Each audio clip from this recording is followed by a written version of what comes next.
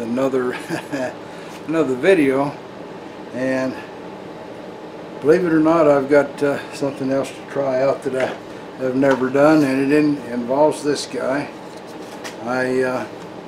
When you buy these things, the trigger is kind of hard to pull. You know, it's built to military specs, which is a hard trigger pull, which I've been told is supposed to keep excited young guys from accidentally shooting each other.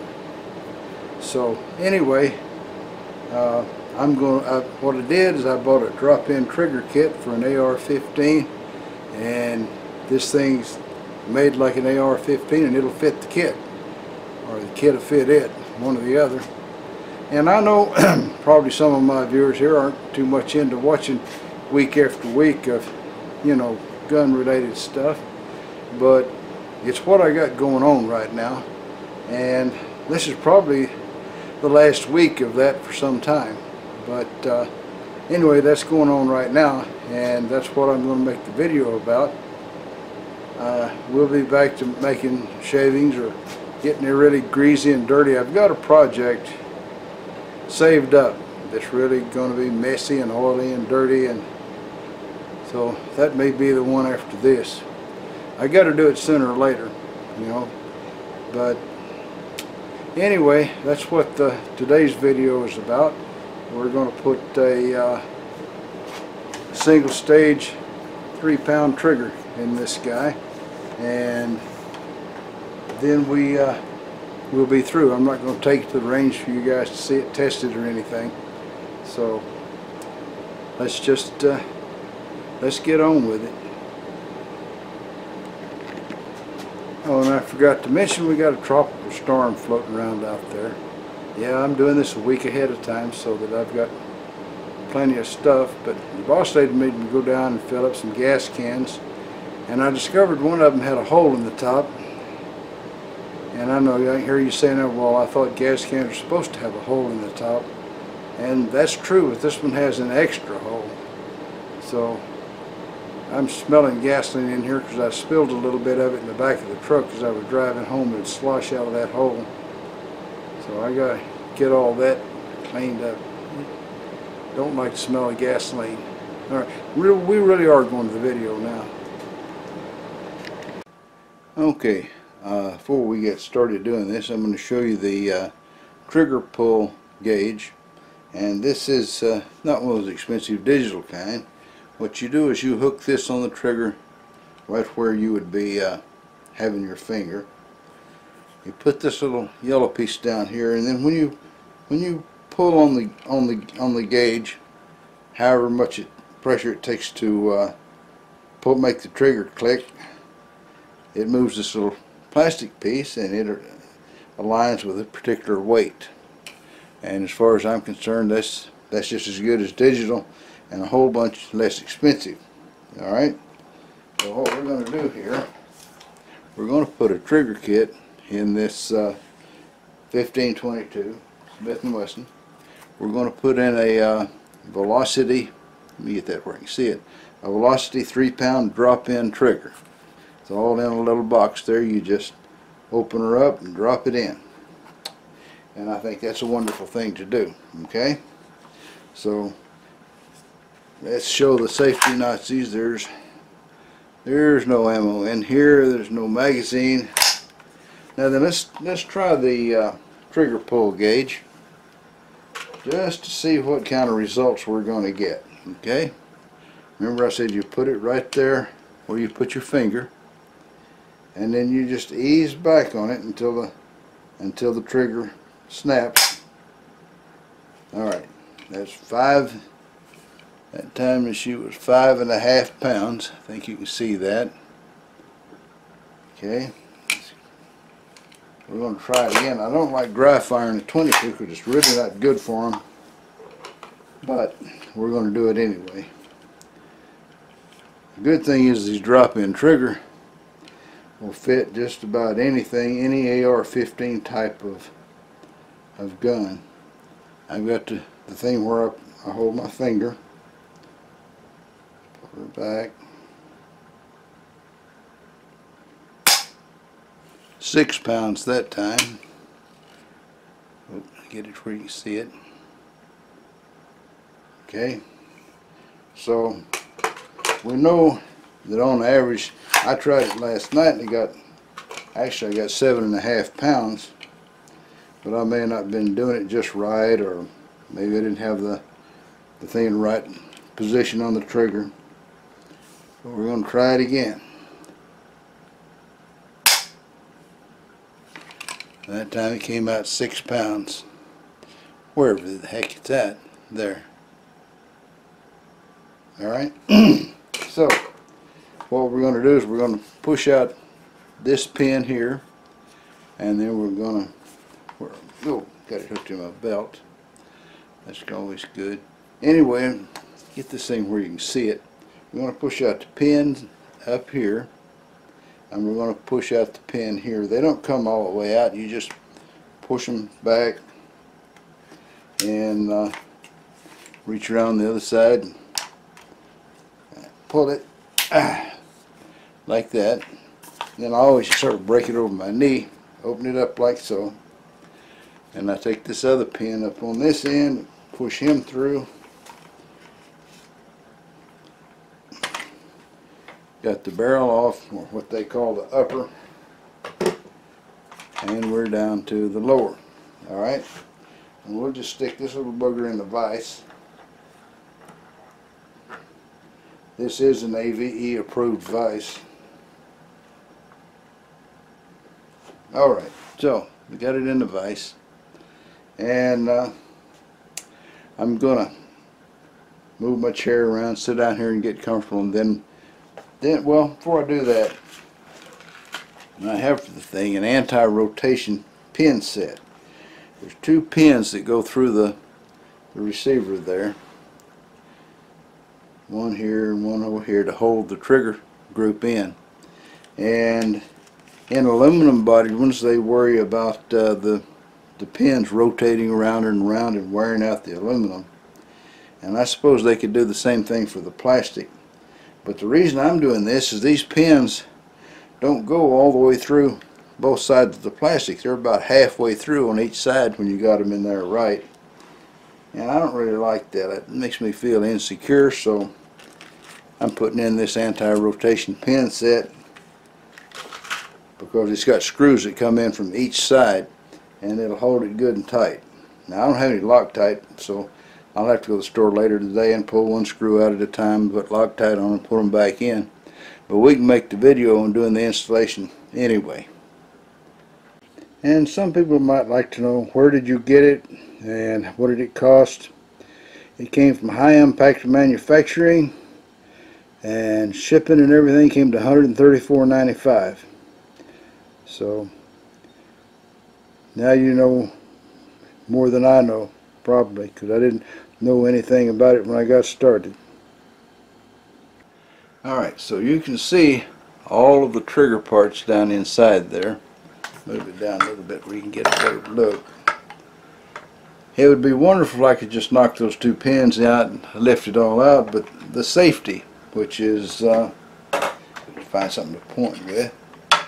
The safety is this little guy right here, and we've got to get him out to get the trigger out. So that means what you have to do is you turn the thing upside down and remove this grip.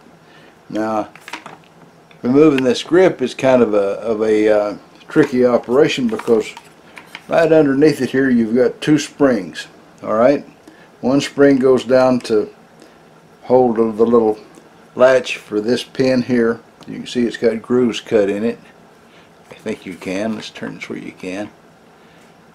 So there's grooves on this end and grooves on the other end. This little pin drops into to hold it in place. And there's also a little pin like it that holds the safety in place. Safety being right here. So you got to take this thing off really careful and don't lose the springs or the 2 little pins. Alright, so I'm going to set the thing here on the vise.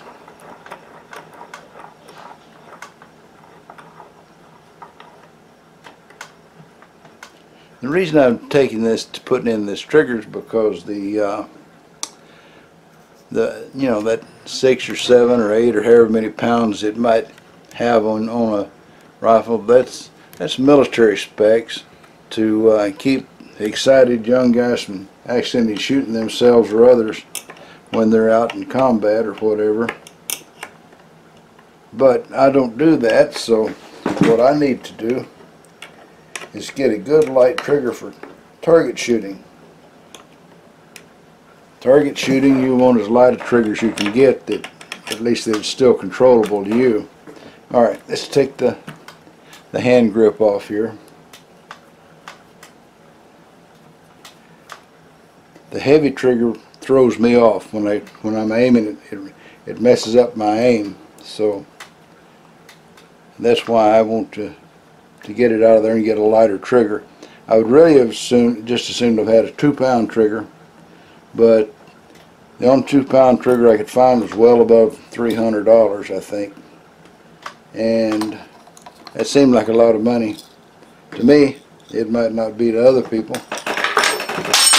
Well, I always drop something in the floor, so I dropped that little spring. There's a little spring in the grip here, and I'm going to leave him in there because he's not causing any trouble there. I've got a magnetic pan down here to put all the other stuff in. Alright, now that I've got that out, I can take this guy, loosen him up from there. I'm going to roll it over into my hand, and the little pins and stuff are all going to fall in my hand. Here's the pin that holds the lower on. Here's the pin for the safety. And I didn't yet get the other pin to come out. Come on, guy. If he came out, I dropped him. No, there he is. I did drop him. This is the little pin right here that holds that guy right here. He sort of sits right into there like that. Alright, so anyway, I got all my pins. I didn't lose anything yet, although I've had a good opportunity to. Then we'll take this guy and set him up in the vise, and I've fooled around with the vise there until I figured I've got it in a position to where I can hold this stuff. This right here is the hammer. You pull the trigger and the hammer comes up like that. Alright, so we'll tighten her down here.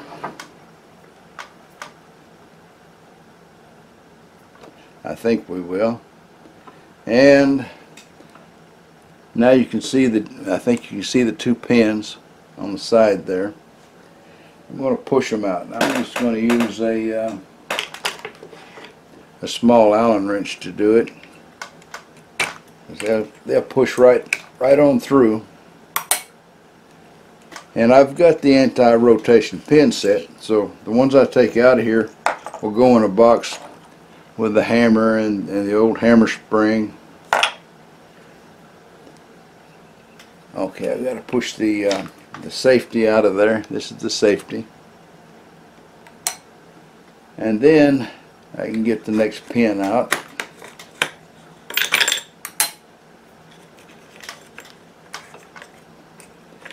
I don't know if it's going to cooperate with me here.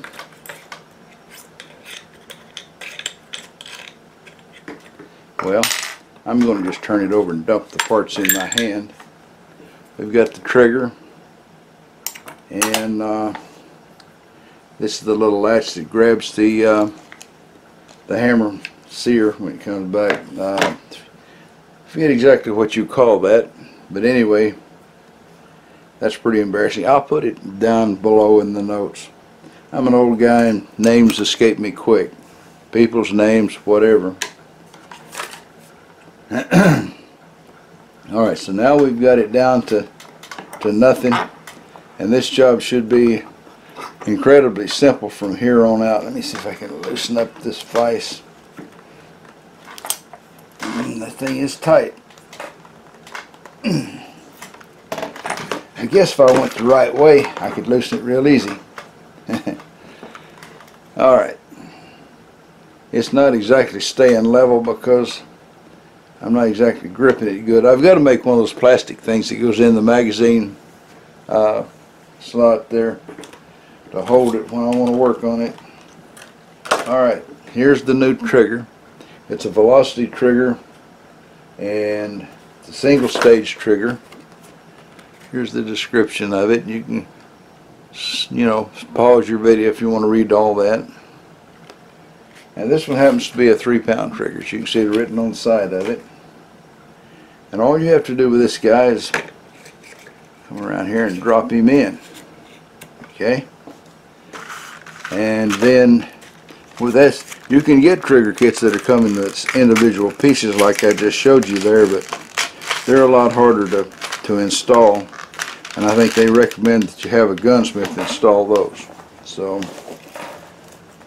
I tried one from another company, I won't say who, and I never could get it adjusted right. It would double fire, or else it would lock the trigger after one round, and I adjusted it all manner of ways, and I never did get it right. So I gave up and decided to go with a drop-in trigger. They're more expensive. You can see us cheap guys, we try the cheap way first. And anyway, these drop-in triggers are more expensive, but they're well worth it to most of us, because you don't have to put it in yourself. I mean, you don't have to do a lot of complicated work yourself. Alright, this kit comes with something that's a really neat idea. It's got this little brass piece that screws into the screws into the end of this pin, and you just take the pin and shove it through there, and then you unscrew the little brass piece off the other end. Which, first thing I'm going to do before I do that, and I've got 2 pins that came with it, I'm going to get a screw, and I'm going to put the screw in the end of it here. Oh, I didn't notice that before. These screws have got Loctite on them, so I'm going to come out alright, even though I don't have any Loctite on hand. I figured on going to the store for some later today. Alright, I didn't properly prepare. I don't have any idea which Allen wrench fits this. Not that one for sure. Let's try this one. Alright, so I'm going to pause the camera while I find the right wrench. On closer examination, it's a Torx bit, and they sent one in the kit. So I'm going to take the piece out of the vise, and I'm going to put the little pin in the vise and tighten it down good and tight, because I don't have a Torx bit handy that's this size. I'll have to look through my little toolbox over there in a minute and find one. I hopefully find one. But I'm going to screw this one into one side here, so that well, I got to back up and tighten it down a little tighter. Well, digging into the goodies there has helped me to find another Torx bit right here, and so we're going to take this little guy and shove him through from the back side. I almost forgot to put this piece on it, this little link here for the anti-rotation. Bozo was busy with me and didn't want me to do that, so we'll pull out this little guy here, and now we've got just, looks like we got plenty of room. We'll find out.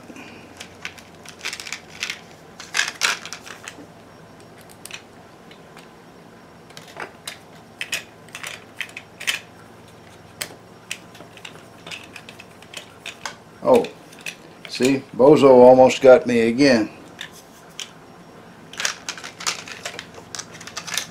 This little link goes on this side. We'll put one on the other side. I might as well put one on this side, shouldn't I?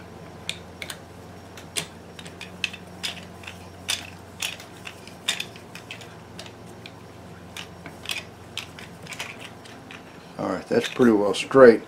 I'm willing to bet that if I put a screw in this guy, I can shove him in from the other side and everything will work out really good. Let's see here. Lift this one up. Slide the pin in. Yeah, I didn't even need the little brass piece to line it up. It went in really easy. Alright, let's see here if we're lined up on the hole.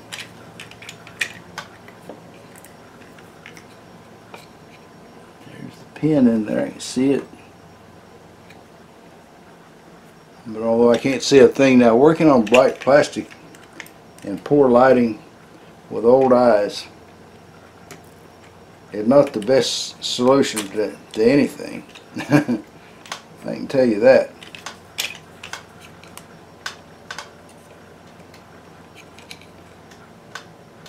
Okay, maybe I better stick it in from the other side, and you know, it's doing pretty good right there.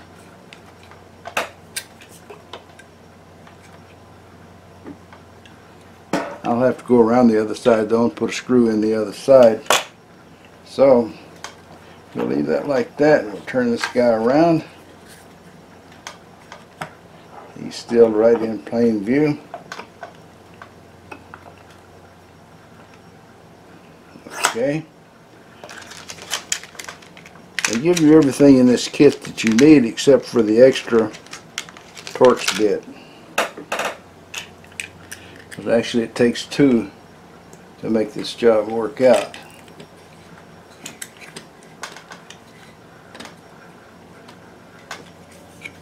I'm trying to find the, there it is.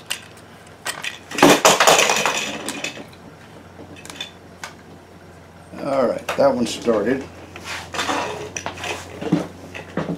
Get my handle off the floor. Darn chair doesn't want to move. Alright. Here's my Torx wrench, which is in the shape of an Allen wrench. I can hang on to it on both sides. It's a lot easier now that I've got things started.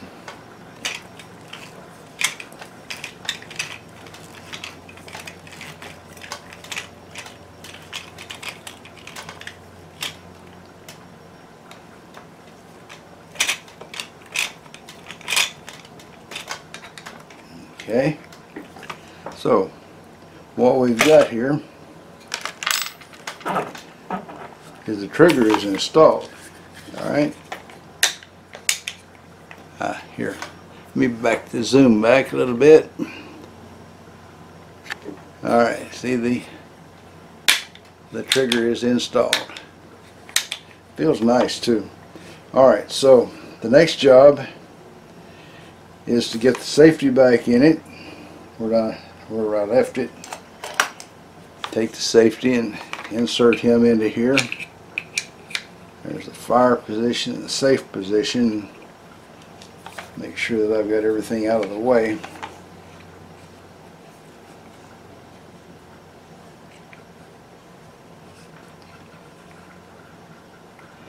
Well, I'm having a little problem. This guy is not far enough down. So I got to work on it, and then we'll come back. Well, I learned something there. With the stock trigger in there, you can get all the pins in and springs and stuff, and then put in the safety. But with this guy, you need to keep the pins out, shove him down, shove the safety over it, and then put the pins in. So that was a little bit of learning there. Now then you have to roll him over, and we'll try to get those springs and other wonderful parts in here. I just open the vise up enough to fit. I don't know, maybe this is Good place to latch on right there. Alright, so the little metal piece and this, well, where's my part? Here it is, underneath the trigger here. Alright, this guy goes in. We've got his entry spot covered up, don't I? Alright, so I guess I'll just move it over here.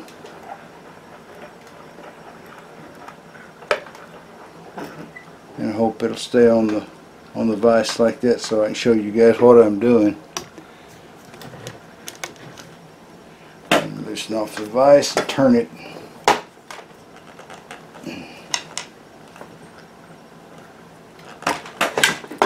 Alright. Turn the vise around like this. That's not helping a bit, is it? Alright. Hang on. Let me get the vise right. Okay, so we'll zoom back in a little bit here. Maybe not just excessively, but possibly enough to see what we're doing. Okay, now we're ready to start putting the pins and things back in that require the tent things, I guess you could call them. The metal one with a little sharp pointy end goes back here in this back one.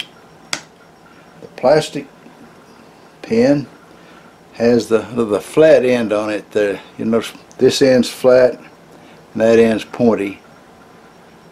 Pointy end, flat end. Stick him in like this, so the flat end up, so the pointy end will go down inside the groove in the safety. And you could drop the screw and the nut, the spring. Hang on. Alright, I got it, all stuff picked up that I dropped. I believe that the easiest way to do it when you go to put it in, push that little the tent thing down in there as far as you can. And when you put the spring in, there you can feel a small end and a big end. And I think it's probably better to put the small end into the handle. This other one, the one for the metal, appears to be the same on both ends. So now then I'll just take this little guy and flip that stupid spring out of there again. There it is. Alright, this is frustrating. There's small end.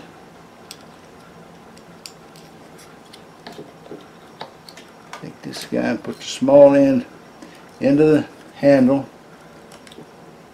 And this one here, we'll want to make sure we've got him in the right position also.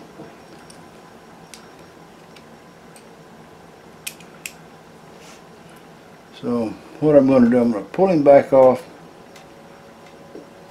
hang on to the spring. I'm going to put my screw up in there first. I think that'd be the best bet because we're working upside down with it. Alright, now then, right back on here.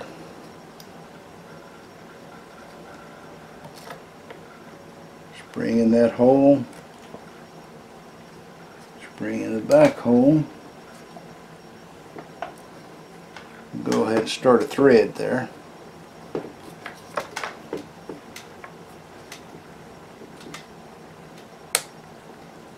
That missed the hole. I've got to get a light. I'll get a light and come back and we can see what we're doing. Alright, this back spring, you kind of have to lean it backwards to get it in the hole because this thing is sliding down at an angle. So while I've got the best of it, I'm going to start putting everything back together here. Get the screw down good and tight. Alright, so he's down. I'll have to make sure the safety turns right. I have to make sure that this pin works right.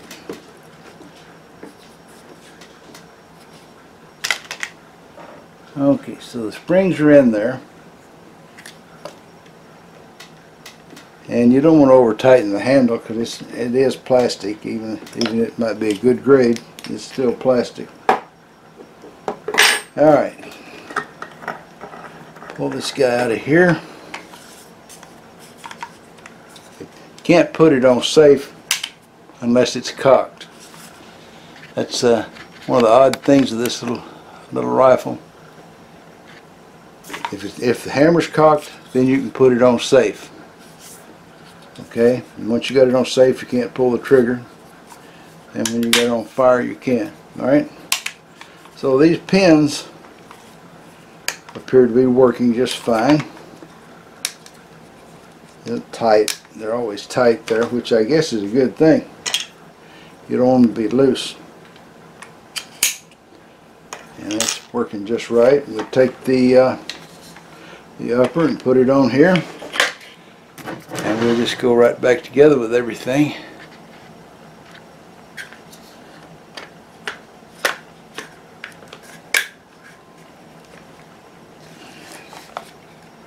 That guy's in. And that guy's in. Well, we're reassembled. Okay? Now then, let's try the trigger gauge all over again. I got it right here. We will hook onto the trigger about the same place as your finger goes, and we'll pull it back.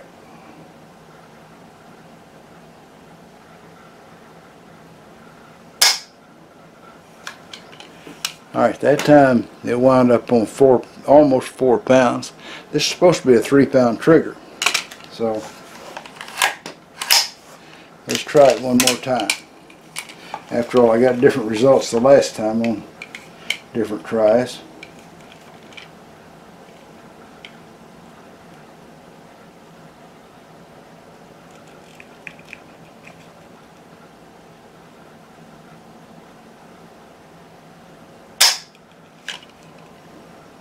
About 3 3/4 pounds. So I may not get exactly 3 pounds from this, but it does feel a ton better than it did with the 7.5 to 8 pound that it came from the factory with. Let's try one more time here. Well, who's to say whether I've got that really in the right spot? Alright, 3 1/4 pounds. So I'm sure it's between 3 to 4 pounds anyway. And if I hold my finger right near the bottom of the trigger, I'm sure down at that point it'll definitely be 3 pounds pull. Like down here.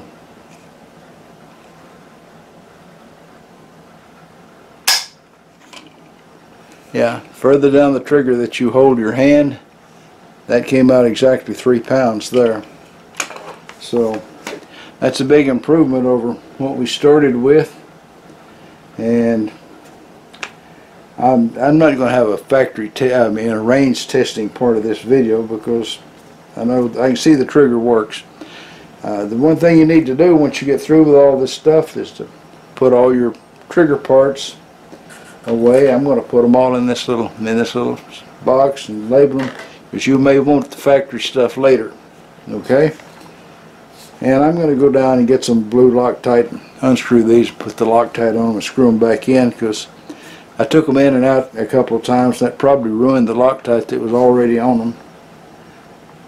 But I think that's going to make me a lot happier. I don't have to worry about the pins coming out. Okay? I don't have to worry about a lot of wear and tear on them.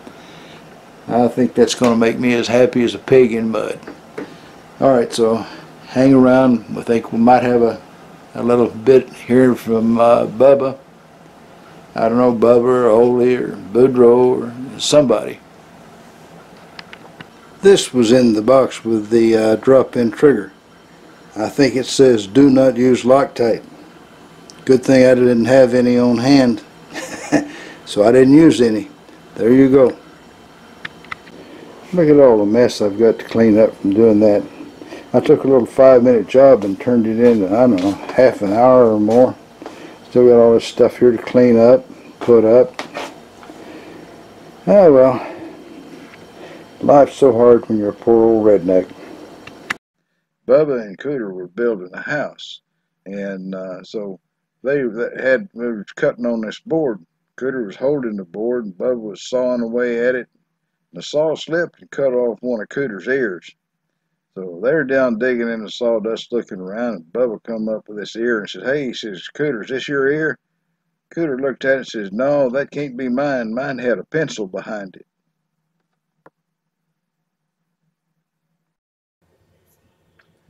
Well, that's all, folks. Y'all try to subscribe if you're not already a subscriber. Leave a comment if you got something to say. And above all, remember, keep on keeping on.